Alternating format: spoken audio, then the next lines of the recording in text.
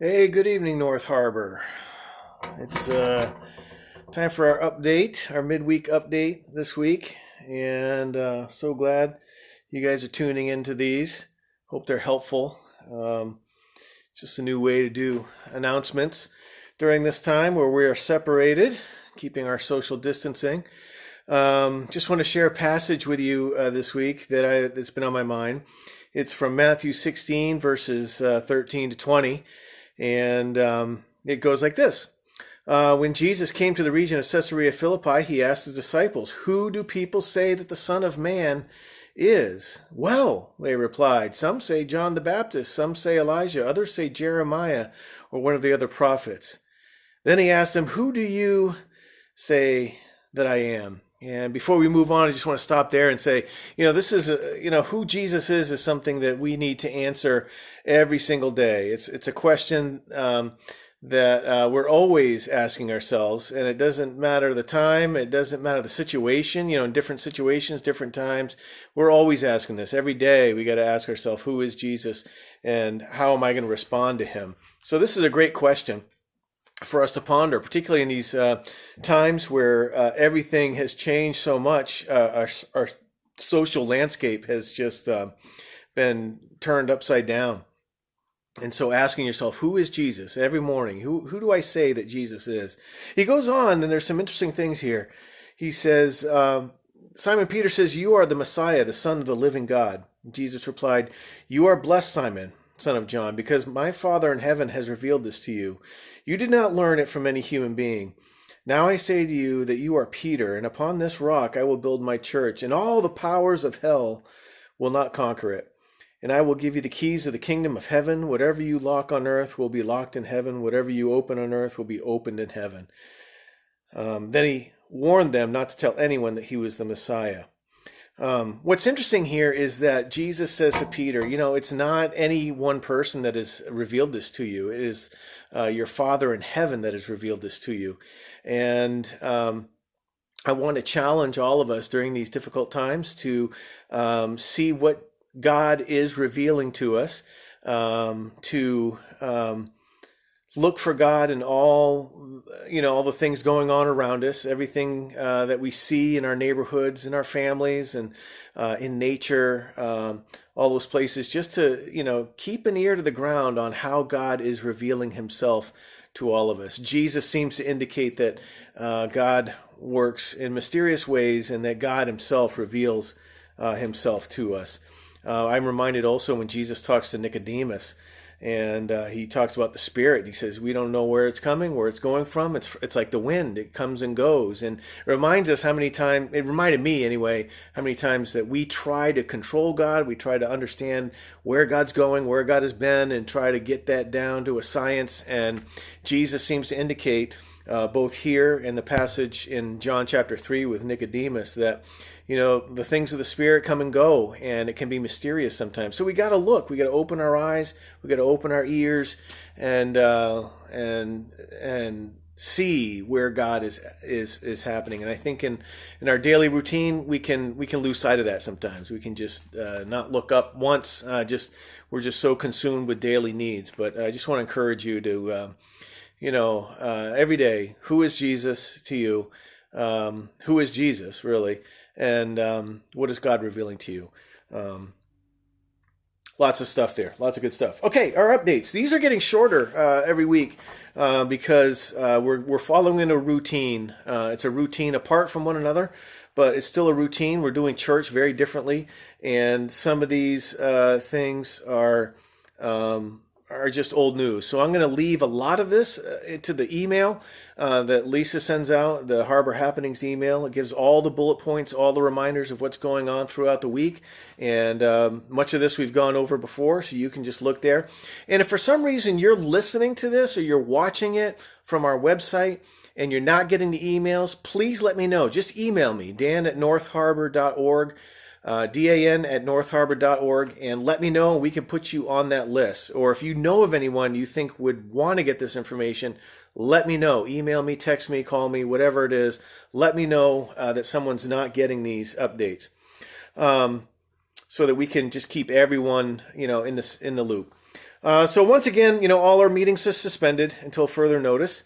Um, this weekly update in our website, the Harbor Happenings email is the bottleneck for all our information. So for most of our information, I should say, all the necessary information, go to our website, look at the emails, listen to these videos, watch these videos.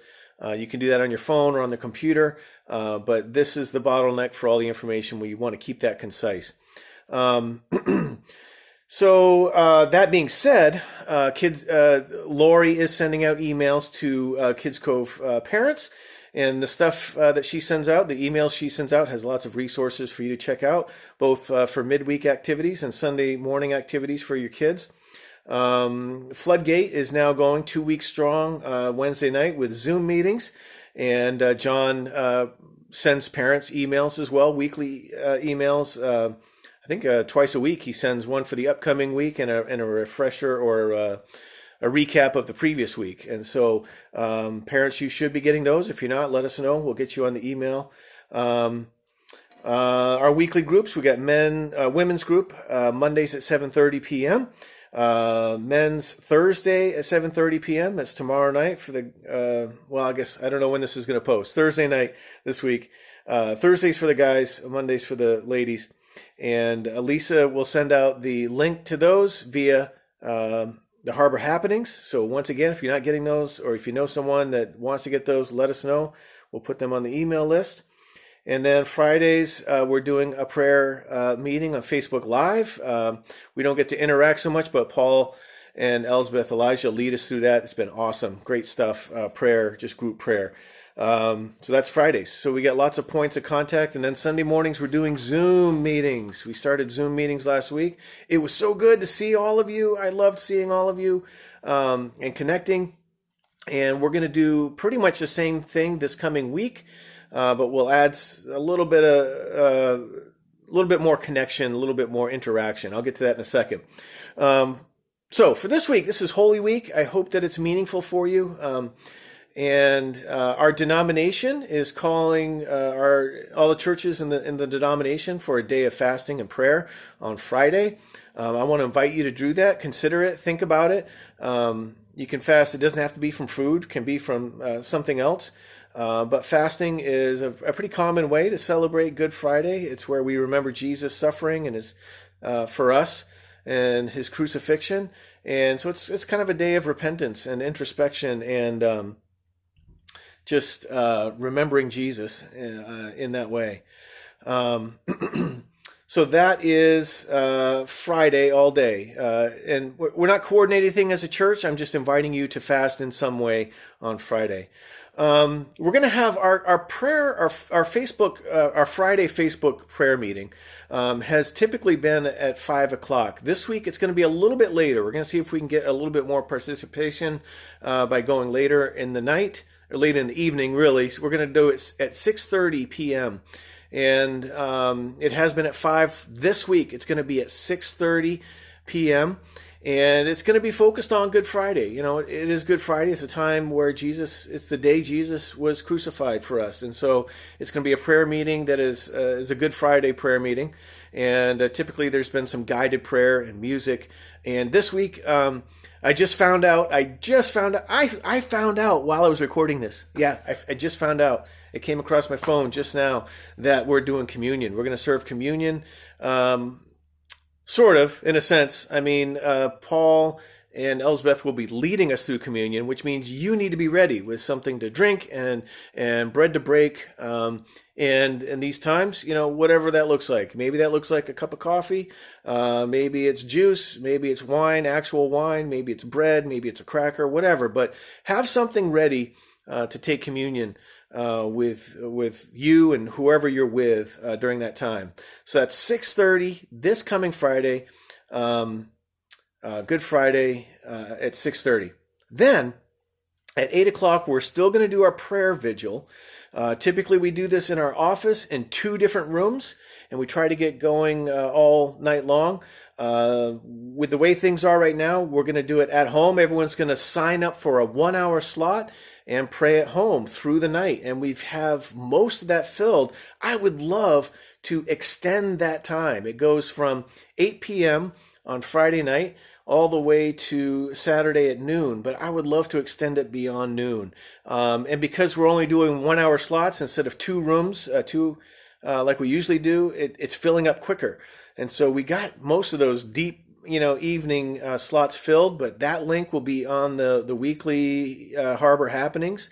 So please keep a lookout for that. Sign up, take an hour and pray. There'll be a prayer guide that will be given with that. I think we sent it out last week just to guide you, give you ideas on how to spend that hour, what to pray about, how to pray. Lots of ideas, some creative ideas. And so, let's pray through the evening. On Friday, Good Friday, when Jesus was arrested, he asked his disciples to pray and they couldn't make it through the night. Let's be disciples that pray with Jesus through the night this coming Friday. So look for that link in the Harbor Happenings email and sign up for a slot. We got plenty of slots left, but many are already taken, so it should be a good time. We should have lots of people signed up. Then, okay, Friday, Saturday, Sunday morning, Easter morning at 6 a.m. is when the sun rises on Sunday. And we're going to do a Facebook Live sunrise service. We're looking at a liturgical service, maybe scripture reading, prayers, music, pretty short, but at 6 a.m. on Facebook Live at the North Harbor Community Church Facebook page, okay? The North Harbor Community Church Facebook page. We're planning that. First time we've ever had a sunrise service, so I'm looking forward to it. And we get some people in the church that are going to help out with that. It's going to be short. Again, 6 a.m. Sunday morning. And then at 10 a.m. on Sunday morning, we're going to have our Easter service. Now, like last week, I'm going to pre-record the sermon. But we are going to meet virtually live via Zoom. So everyone logs in. This happened last week. It was so good to see everyone, people I hadn't talked to in a long time. At 10 a.m., in that Harbor Happenings email, you will get the link. You will get the code to log in and log in via Zoom. It's free, and you'll have a spot on the screen there. And we'll do some prayers. We'll do some music. My sermon will be pre-recorded so that you can watch that sermon anytime you want if you want to do that, or if you want to log in live. We will all be there in this virtual room worshiping together, and I just hit play on my phone and you will see the pre-recorded sermon. And then after that, here's what it's going to be different this week. We're going to break people up into smaller groups. I think last week people just wanted to connect, and there were so many that it was hard to do that. So we can arrange this on Zoom. You don't have to do anything. We do it all from this side, and people get broken up into smaller groups. And we're going to line up some people just to guide discussion, check in, see how everyone's doing, just to hear your story on what's going on right now for you. And that will last for about 15-20 minutes, and then it'll just automatically shoot us back to the big group setting, and we'll close with some music and prayers there. So lots going on, right? So Facebook Live prayer meeting, 6:30 on Friday, prayer vigil starting at 8 p.m., going through the night into the next day. Sunday morning, 6 a.m., Facebook Live, sunrise service, something short and sweet for those who want to get up early for that.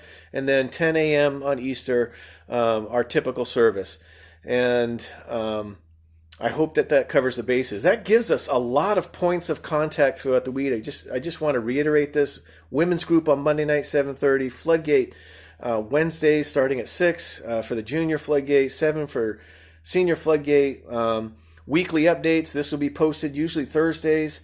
Men's group Thursday nights. Facebook Live, prayer meeting on Fridays, and then Sunday at 10 a.m. With a Zoom service, so to speak, a church service. So lots of points of contact. Those of you who have been giving, thank you so much. I know that is an act of worship for you and an act of gratitude to a God who has given so much to you and so much to me. And it's a joy to be able to give. And I think for those who make it a regular part of their life, where they don't even almost they don't even think about it. It's so regular. It's just a blessing to think of that giving back to God in that regular way has become so, it's almost like the air you breathe. And a lot of people do that. So thank you so much for your regular giving. If you want to give, then if you want to mail that in, that's at North Harbor at P.O. Box 425, Topsom, Maine, 04086. You can do that from our webpage. If you go to visit our website, you'll scroll down to the bottom of any page and you'll see a link that says Give. Also, you can download the Ministry One app and give from your phone.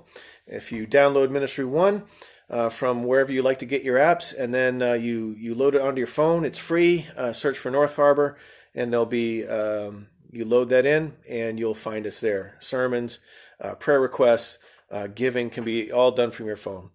So lots going on. I hope that you're having a good Holy Week. I reposted the sermon from last week because it wasn't so much about Palm Sunday. It was more about Good Friday. So I put it on our Facebook page just in case people may have missed it. And I hope to see you on Sunday. Really looking forward to it. Got lots planned and I'm excited. Even though we have such odd circumstances, I'm looking forward to celebrating the life that Jesus gives us in the midst of all this chaos. You know, the world and the good creation that God gave us was born in this world of chaos. But God brings order to it. He sets things in place. He calls it all good. And I believe that can happen for us during this time, and that we can be a witness and we can bear witness to the life-giving the life that Jesus gives for us to all our neighbors and friends and family who may not know him. So I pray that that's the case for you. Hope you're doing well. Miss you guys, and hopefully see you soon or talk to you soon. Hopefully see you Sunday and all the activities going on this weekend. Take care. Bye.